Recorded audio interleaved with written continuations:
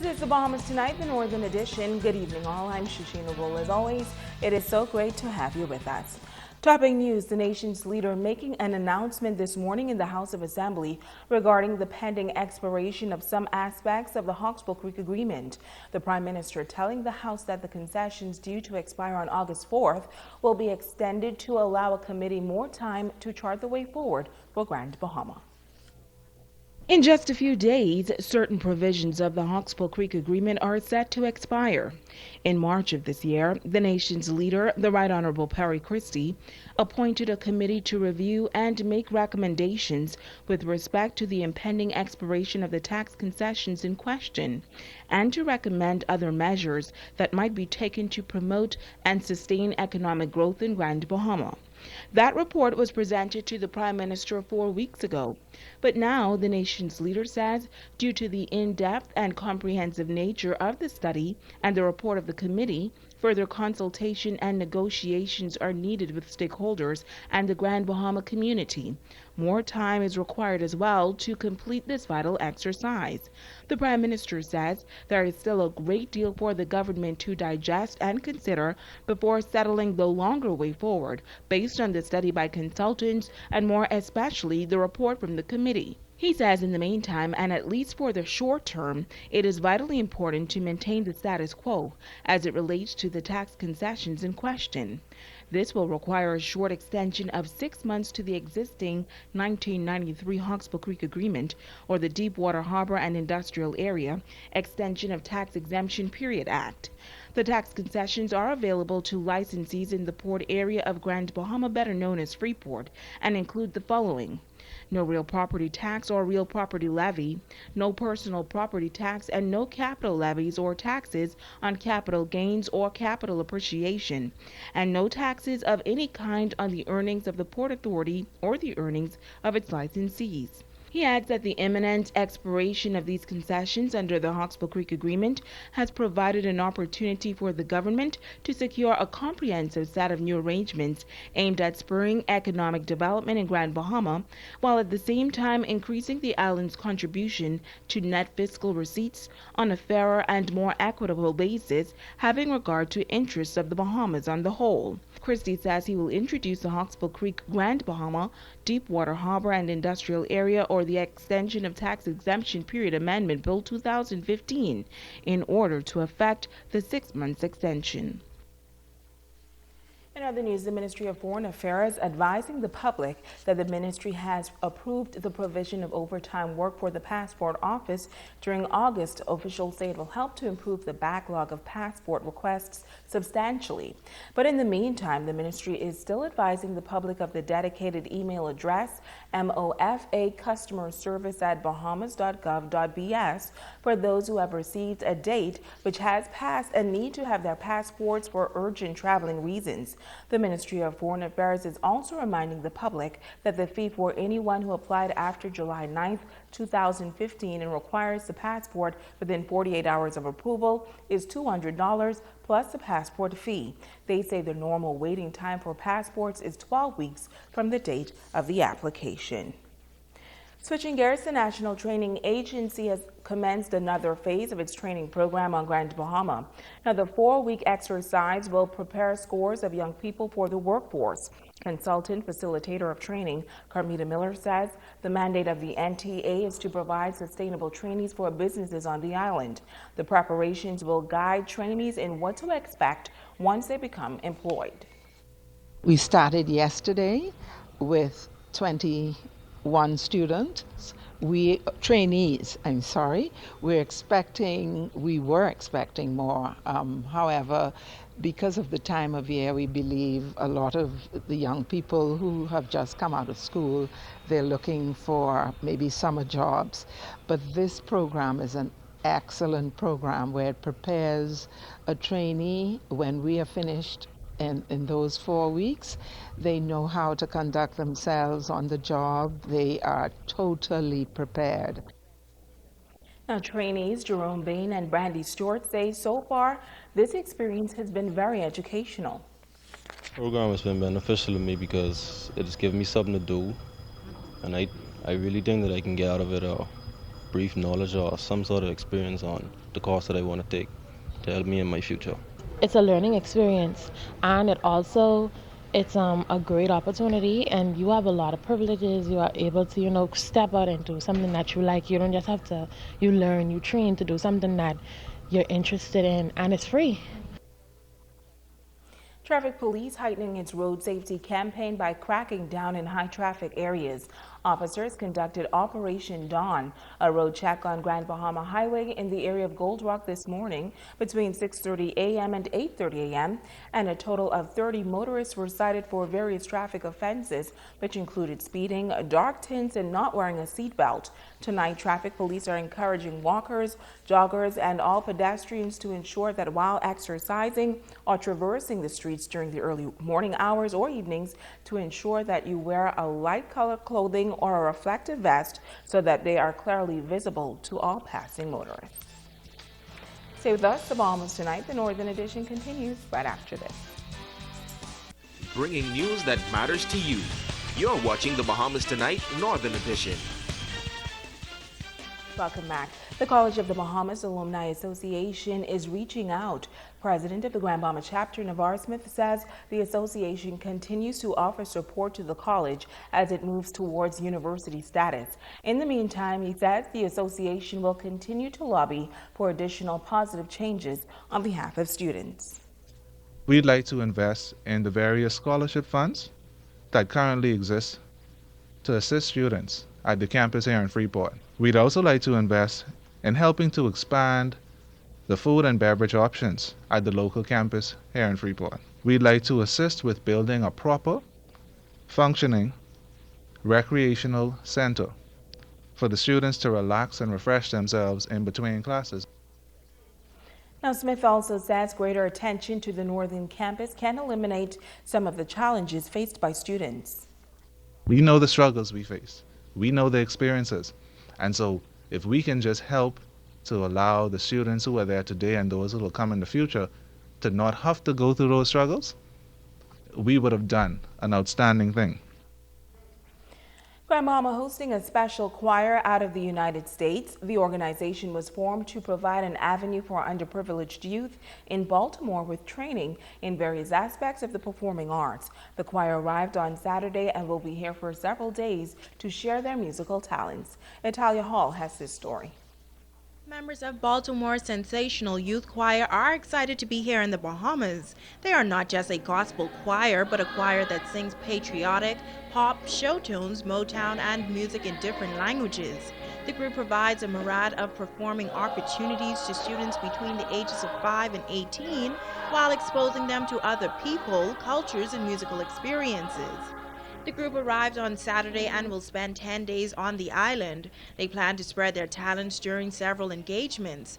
Director of the choir, Dr. Holly Hood-Mincy, says she and her team are committed to helping children master their skills and experience the joy of performing, developing the self-discipline and confidence that will ultimately enhance many areas throughout their lives. Choir was formed 12 years ago.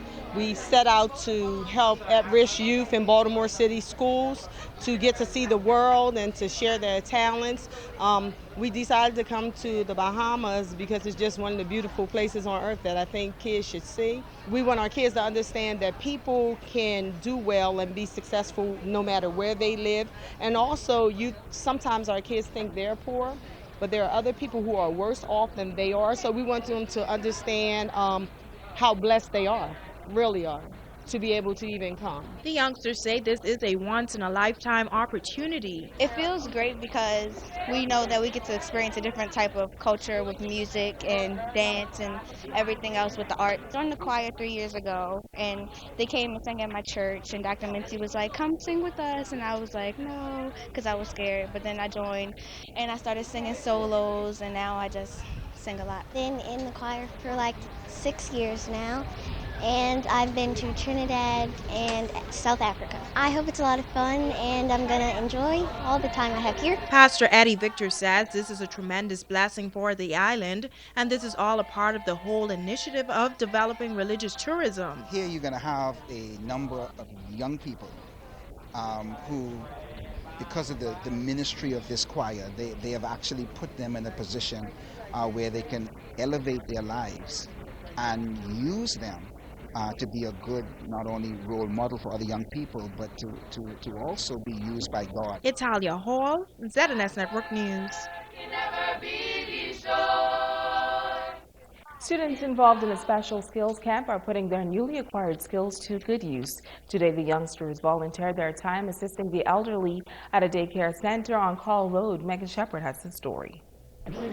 The students of the City of Freeport Council Camp have been engaged in various activities for the past month, from learning cosmetology skills to carpentry. But today they visited the Central Home for the Aged to give back. It was a pleasure to see that the coordinators at the St. George's location would have brought a new twist to it by allowing our students to participate in community service, which is sharing what they learn and sharing what they learn with persons of the elderly population. And today what they're doing is they're manicuring and pedicuring the elderly females. The males are assisting with minor repairs. Assistant coordinator for the St. George's Camp location, Kelisa Camp, says it was important that the students learn the value of giving back. Even though we might not be able to give back anything of value, I mean, like money or material things, but time is just as important. So that's why myself, along with the instructors, felt the need to bring the kids here to allow them to give back to those who would have helped shape and mold them in the community. Like Mrs. Campbell had mentioned, the kids are there providing free manicures for the elderly. When I called Miss Blue, she was very elated to know that we were coming to provide such service, because the home normally would provide that service because it's so hectic. They don't have an opportunity to do that. So when she learned of what we wanted to do, she was very happy because that's part of their therapy. Pastor Dean says they are grateful to the camp for their time and service. Each year, I think it is, they would send us some young people who would assist us greatly, probably through their training. But it is certainly, any help that we can get today is good help. And so we are just pleased to have them each year send the young people down, who, of course, has the advantage of getting to know what real life is all about, and, of course, at the same time, have the opportunity to interact with elderly folks, because, of course, they have served their time and now deserve to be cherished. The camp will close out on July 31st. Megan Shepard, ZNS Network News. Meantime, the Sir Charles Hayward Library currently hosting a number of activities for children ages 5 to 15 at its annual summer camp. This year, it's all about skills, the major experience. Executive Director of the library, Geneva Rutherford, says they are grateful for the various activities local businesses have provided for the students. We're hoping to introduce them to a number of different Bahamian experiences. And hopefully they may like it to an extent that they may want to pursue it as a profession. And we're trying to introduce them to things that later on it is a part of the economy of the country, and they can make a living from. And she says the camp is a tremendous benefit to the children of the community, and every year it gets bigger and better. We look at it as something that is going to be a lifelong guide for them. How does it feel? It's an obligation of older persons to pass on our skills to younger people. Not everything is in the medical profession or the legal profession. We have to broaden the outlook on society and how people can live and what makes up a community and what makes up a successful country. Now the camp comes to an end on July 24th.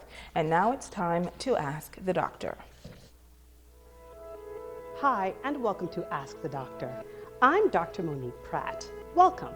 Today I'm continuing my discussion on Jeremy's question regarding difficulty urinating as a result of his enlarged prostate gland, also called benign prostatic hyperplasia or BPH. Jeremy also inquired about the causes of BPH and does it lead to prostate cancer. Hyperplasia is a general medical term referring to an abnormal increase in cells. So to answer your second question, Jeremy, BPH is not a precancerous condition and it does not lead to prostate cancer. We're not exactly sure what causes BPH, but family history and changes that occur with the male sex hormone called androgens, the most important one being testosterone, affects prostate gland growth as a part of the natural aging process in men and appear to play a role in prostate gland enlargement. As I mentioned earlier, BPH can also cause symptoms that can be mild, such as a weak stream or hesitancy when you urinate, to more severe symptoms, such as urine retention or the inability to pass urine, which is a medical emergency. Treatment options for BPH usually depend on the severity of symptoms.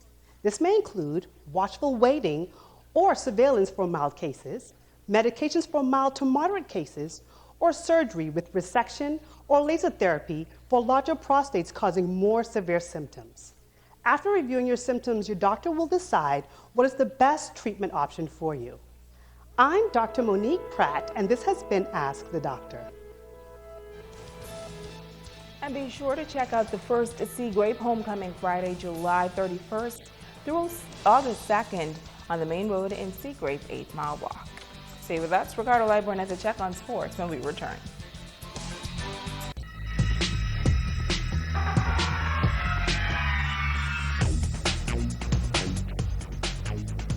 Everybody, welcome to Sports and Ricardo Liburn. This one tonight goes out for the Cooperstown Fire Road crew over there in Apico. They got a little jealous last night at Green Turtle Key. Well, Michael Thompson Foundation involved out of the passion and belief in helping young people. Well, Natalia Hall was at 8 Mile Rock on Saturday for the launch of that program.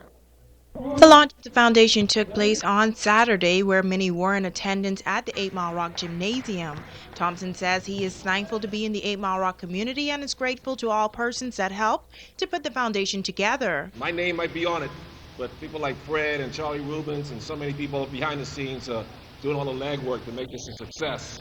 And I'll try to get over here as often as I can to be a part of it. He added that he's also proud of Bahamians for supporting his son, Clay Thompson. It touches my heart to see the Bahamian people adopt Clay as one of their own, and I always remind him that he is a Bahamian.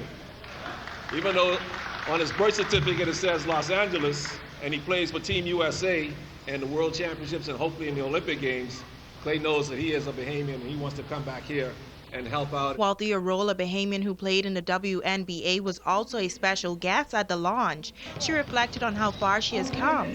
I remember sitting in those same chairs with you guys and listening to somebody talk and try to encourage me as an athlete. And I just always thought, man, I want to be that person standing up there one day to do the same thing for the people after me. And now I am. Director of the Ministry of Tourism, Betty Bethel, on hand as well, and added that the ministry is happy to be on board. I believe that Grand Bahama is certainly on the move, and partnering with someone of your caliber, but also our very own, really establishes Grand Bahama Island as a destination of choice. And then to have Walthea be with us is, I think, the icing on the cake, to demonstrate to the women on this island and those who are up-and-coming athletes to see the demonstration in you of where they can go. Italia Hall, ZNS Total Sports. And the naming of the Michael Thompson Boulevard, the entrance to the Queen Elizabeth Sports Center, is all systems go for tomorrow. It's set for 7 o'clock. It's going to be great, and congratulations. Well, also the Reach Out Ministry Saints, folks, have true reason to celebrate. They got 2 Peace on the Street champions they brought back to Grand Bahama.